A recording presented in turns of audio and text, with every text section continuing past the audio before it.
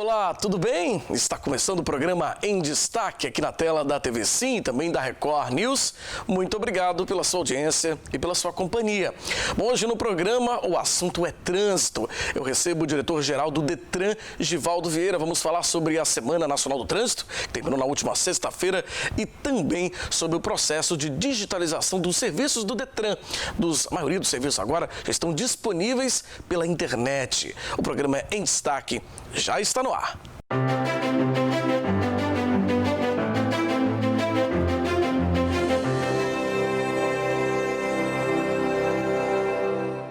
Muito bem, como a gente disse na escalada, hoje o programa Em Destaque recebe o diretor-geral do Detran aqui no Espírito Santo, Givaldo Vieira. Givaldo, boa noite, bem-vindo ao programa. Boa noite, é uma alegria estar aqui com você. Prazer é nosso, Givaldo. Vamos falar da Semana Nacional do Trânsito, acabou na última sexta-feira a semana. Acho que um momento bem especial para falar do trânsito. A gente tem aí visto como o assunto trânsito cada vez tem tido mais espaço, né? Infelizmente ainda com um número muito alto, muito elevado de acidentes, mas eu acho que é uma conscientização permanente que tem que ser construída, na verdade. Nós tivemos a Semana Nacional do Trânsito na última semana, que acontece poucos dias após essa flexibilização da pandemia, né, onde as pessoas começam a retomar a circulação, sobretudo a circulação com veículos. Nós ficamos aí alguns meses com uma baixa circulação de veículos. E estamos nessa fase inicial desse chamado novo normal, né? A pandemia ainda continua aí, embora com efeitos menos alarmantes, mas ainda preocupante, porque nós não temos a vacina disponível, e com os seus efeitos, né? Um dos efeitos que nós tivemos no tempo da pandemia, se alguma coisa positiva aconteceu, foi justamente com a redução da quantidade de veículos em circulação.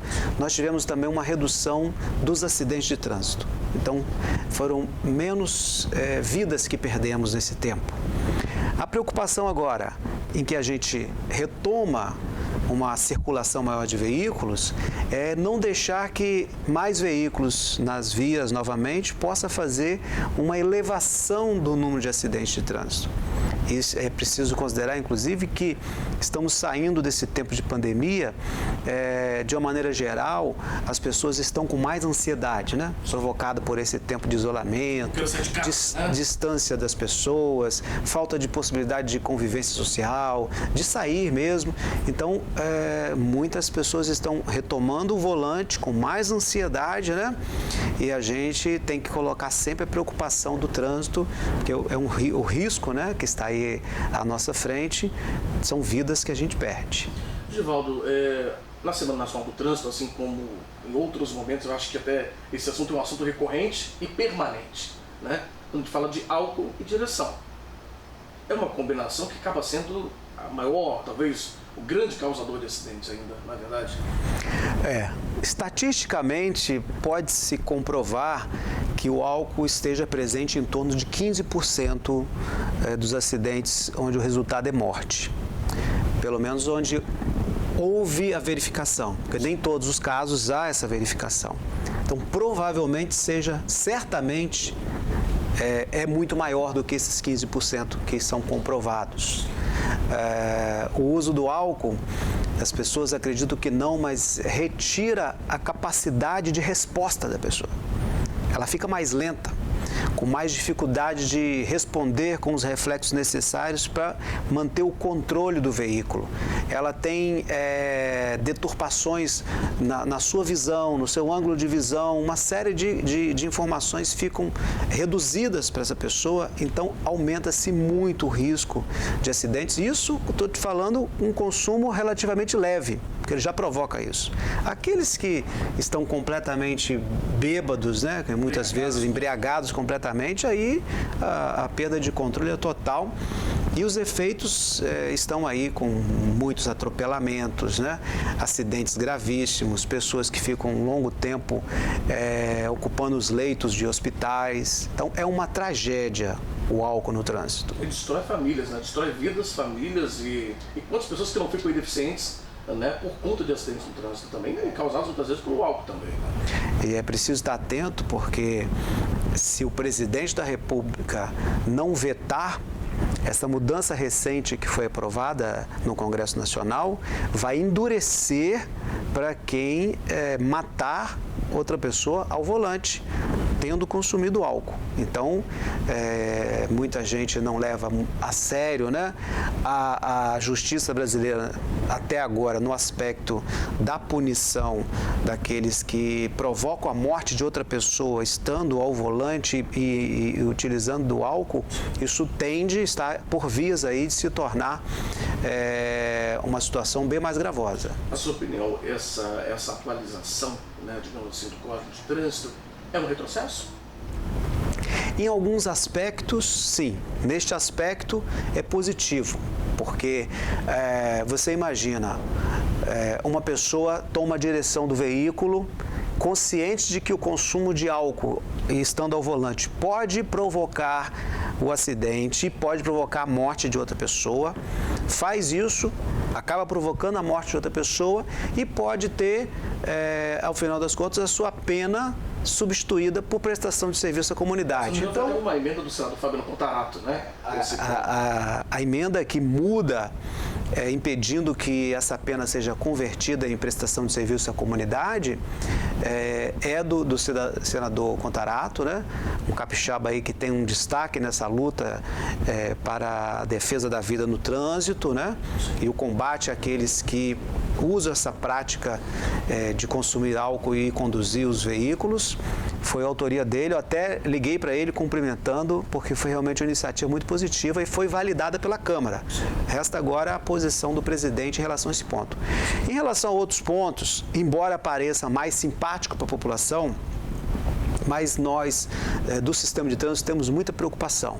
Por exemplo, a elevação para 10 anos da validade da habilitação, da renovação, ela é algo que nós questionamos, porque em 10 anos, muito da capacidade da pessoa, da sua capacidade física e mental para a condução do veículo pode ser alterada. Né? Então, nós achamos esse fato preocupante. Dá mais elasticidade à pontuação na carteira de habilitação para a punição, né, a suspensão do direito de conduzir, de certo modo parece um estímulo ao infrator, ou seja, pode cometer mais infrações, porque agora você tem mais pontos para acumular. Mais frouxo. Fica mais frouxo. Então passa um sinal ruim. Nós estamos num momento em que ainda mata-se muito no trânsito. Então quando você flexibiliza as regras, você acaba emitindo um sinal para a sociedade de flexibilização também em relação a essas condutas que devem ser reprimidas. Sim. Recentemente o governo federal também se envolveu numa outra polêmica em relação aos radares nas rodovias, né? Tentando uma tentativa aí de desligar os radares. Eu penso que essa posição também você acaba afrouxando para o motorista, que de uma certa maneira, e não generalizando, mas alguns já se sentem muito à vontade para cometer infrações no trânsito, não é verdade? Essa tentativa que o governo fez, né, de acabar com a vigilância da velocidade nas vias brasileiras, sobretudo aquelas de alta velocidade, em proximidades de alta concentração de pessoas ou em locais já reconhecidamente de pontos de acidentes, graças a Deus não logrou êxito completo, porque a própria justiça interviu em muitos casos, né, e já se voltou atrás em relação a alguns pontos. Mas é justamente isso que eu estou te falando, é um governo que, ao invés de emitir um sinal de firmeza para a proteção da sociedade, da vida no trânsito, emite o sinal contrário, de frouxidão, ou seja, de estímulo àquele infrator quanto mais, que é grande responsável por esse número de mortes, né, que no Brasil se aproxima ao número de uma guerra, né, em torno de 40 mil pessoas perdem a vida no Brasil todo ano, e a ONU calcula que para cada morto no trânsito, você tenha outros 7 feridos.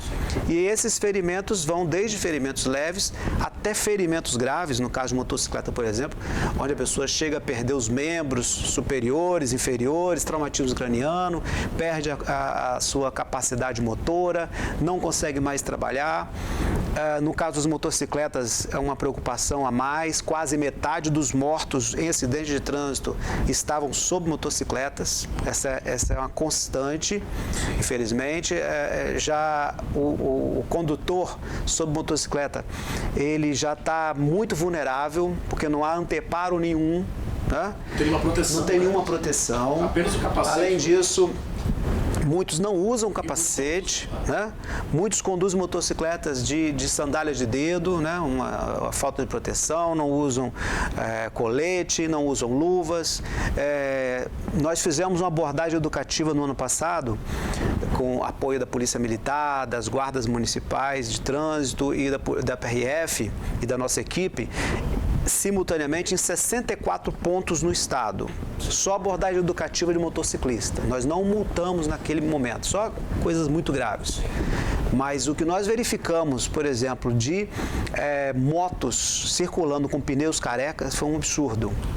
E o risco é altíssimo, porque um pneu careca, a motocicleta já está muito vulnerável no trânsito, porque é menor, né? Mais leve. Com o pneu careca, o risco é gravíssimo. Então, a manutenção adequada do veículo, o uso dos equipamentos de segurança, né? E a condução de maneira responsável, porque, em geral, o motociclista, ele tem, até as propagandas estimulam isso, né? Associam a propaganda de motocicleta à velocidade, à aventura, e o motociclista exagera muito na velocidade, manobras arriscadas, e é um dos veículos de menor proteção que nós temos, né? O mais frágil é o pedestre. O ciclista e o motociclista, né? Por conta da vulnerabilidade que tem quando estão colocados no trânsito, e a gente precisa abordar esse público. No caso, os motociclistas são homens jovens.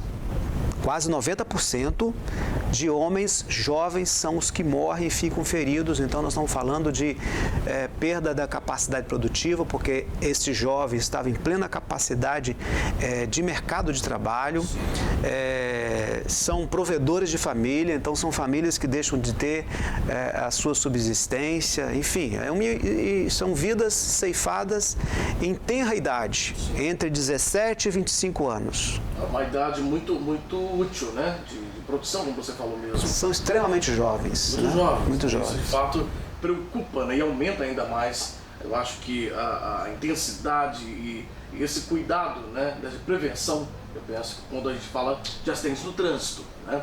Então vamos fazer o seguinte, Givaldo, vamos para um rápido intervalo. Daqui a pouquinho, então, a gente volta e a gente continua o nosso papo com o diretor-geral do Detran, Givaldo Vieira. É bem rapidinho, não mude de canal. O programa de destaque volta já.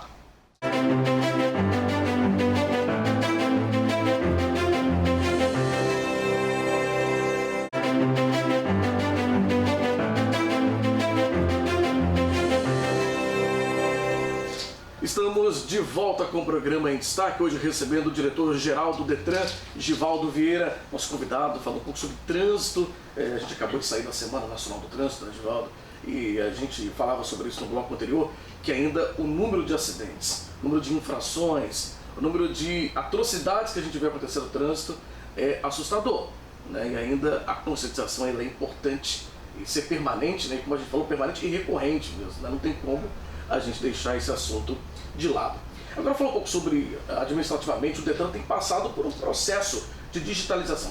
É uma tendência mundial, né? Reduzir papel, ir tudo para o digital, não é isso, Givaldo? Olha, eu assumi o Detran em fevereiro do ano passado, tem então 1 ano e alguns meses. Nós encontramos um órgão que em 2019 fez 50 anos, o Detran, do Espírito Santo, e um órgão completamente mergulhado no que eu chamo de um oceano de papéis.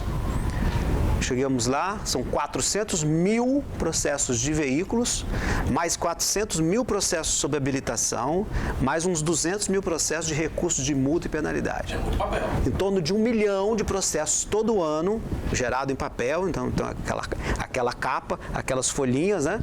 Tramitando pelo órgão para fazer os serviços de trânsito. Nós revolucionamos isso. Hoje não circula mais papel no Detran.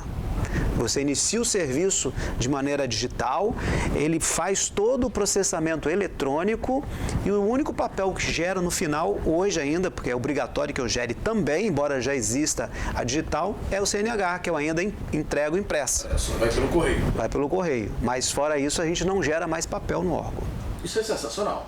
É uma economia e é uma coisa muito sustentável também, né? Exatamente. Você imagina que, no caso do Detran, a cada ano, esse 1 milhão de processos, eu tenho que pagar uma empresa, porque eu tenho que guardar por 5 anos. Sim. Aí então a empresa pega desmonta cada processo daquele, tira clipes, grampo, enfim, e faz a digitalização, coloca de novo o processo, coloca nas caixas, vai em imensos galpões, coloca lá nas prateleiras aquelas caixas com papéis, fica guardado lá 5 anos, e se eu precisar de um daqueles documentos, eu tenho que pagar novamente a empresa para achar aquela caixa, tirar aquele documento e mandar para mim. Gasto, né? Isso aí nós acabamos. Então, são árvores que deixam de ser derrubadas para se fabricar papel, no caso da demanda do Detran, porque é muito papel que se gerava para fazer esse serviço. Tudo isso agora eletrônico e o melhor, ao invés da pessoa ter que ficar indo muito à nossa agência, ela faz essas coisas de casa mesmo, pelo site, ali já faz o upload dos documentos, inicia o serviço e só tem que ir ao Detran quando precisa realmente, no caso de fazer o exame médico, né, de colher a biometria, que é o registro das digitais e a foto da face, e fazer a vistoria do veículo. São alguns movimentos que não tem como ser feito à distância pela natureza deles. Agora, um deles, a gente estava conversando sobre isso aqui no intervalo, você até abriu para a gente aí, é a carteira de habilitação já digital, né? Exatamente, né? Das inovações que fizemos, né? É você carregar no celular, né, a sua habilitação, com validade nacional. Então eu não preciso, se eu quiser, eu não preciso portar o documento de papel. Sim. No mesmo celular você pode levar o documento do veículo, que no meu caso está aqui. Este aqui, inclusive, como está em nome da minha esposa, é ela que tem no celular dela, mas compartilha com o meu, porque você não precisa mais pegar um documento físico, no caso de uma família, por exemplo, tem um veículo. Aí o marido sai com o carro, tem que pegar o documento e carregar no carro. A esposa saiu, tem que pegar o documento do veículo, passou para a filha. Agora, cada um pode ter no seu celular, até 5 pessoas, pode compartilhar esse documento, que é também um documento válido, porque a gente não imprime mais naquele papel moeda esverdeado, né, que a gente sempre imprimiu. Custo alto, né? Ou a pessoa tinha que ir na unidade do Detran para pegar a cópia, ou tinha que pagar uma taxa para receber pelo correio. Isso também nós geramos esta economia para as pessoas. E agora é realmente tudo digital. Você gera o documento aqui e aí você pode exportar e imprimir, ou então você vai no site do Detran, através do computador, coloca ali as suas informações, a pessoa tem que provar que é ela mesma para te proteger. Imagina se alguém pega um carro igual ao seu, né? Coloca ali, faz uma placa falsa, como se fosse a sua, e imprime o seu documento. Pode praticar um crime que seja atribuído a você porque estava com aquele carro, pode gerar multas que vão para o seu nome, né? Pode pesar na sua habilitação, além do custo financeiro. Então, algumas pessoas reclamam um pouco, antes eu recebi em casa, agora eu tenho que achar uma informação para prestar, mas isso é importante para que a pessoa tenha segurança de que outro não vai usar indevidamente o documento do seu veículo. Sim. Outra mudança também, que é bem recente, Givaldo, é um serviço de notificação, né, que agora é eletrônico também. É verdade? Pode ser. Pode ser e ele dá desconto, até se a pessoa tiver algum Exatamente. uma multa, alguma coisa para pagar, é isso? É um outro aplicativo que agora está vindo para eles. Para carteira digital. Vai vir para a carteira digital, está em processo, para ficar um aplicativo só. Que esse que eu te mostrei, né? Que você sabe, você usa também. Uso também, muito prático. É o Carteira Digital de Trânsito. Sim. Então, o SNE, que é um outro aplicativo que trata das multas, vai se fundir neste aqui, para ficar tudo num lugar só. Ou seja, no fundo você tem uma carteira de trânsito, onde ali tem a sua habilitação, o documento do veículo e essas coisas das multas, ou até recursos, ou até gerar o pagamento ali mesmo. Que esse aplicativo, se você faz adesão a ele, ao invés de, se houver multa, ter que pagar o correio para chegar à tua casa, às vezes você não atualizou o endereço, aí não chega até a sua mão, você não fica sabendo que teve a multa.